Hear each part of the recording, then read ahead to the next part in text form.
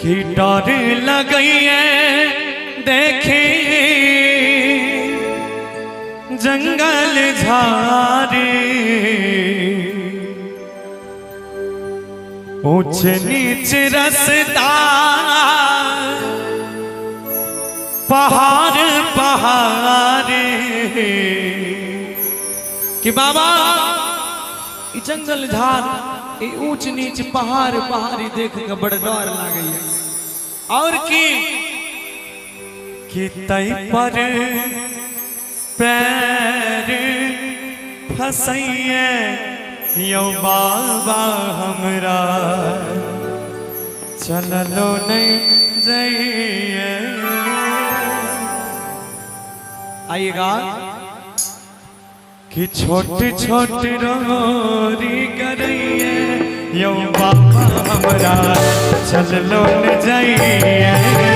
छोटे छोटे रोरी करइए यो बाबा हमरा चललो न जाइए। चललो न जाइए बाबा भूललो न जाइए। चललो न जाइए भोला भूललो न जाइए। तई पर पैर पकइए यो बाबा हमरा चललो न जाइए। छोटे छोटे रोरी करइए यो बाबा हमरा चललो न जाइए।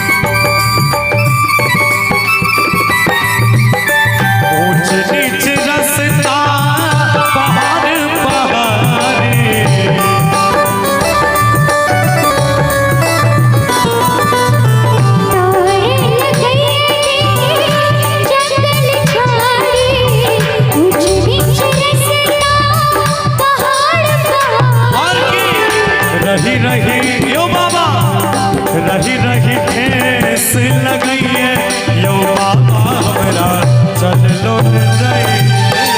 छोटे छोटे रोरी करइए यो बाबा हमरा चललो न जाइए।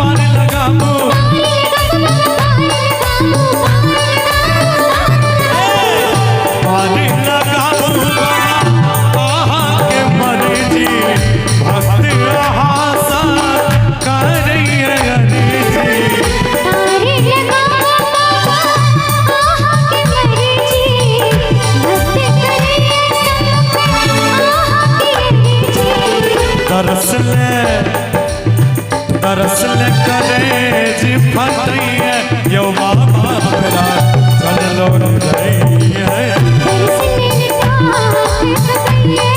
यो बाबा हमरा चललो न जाइए।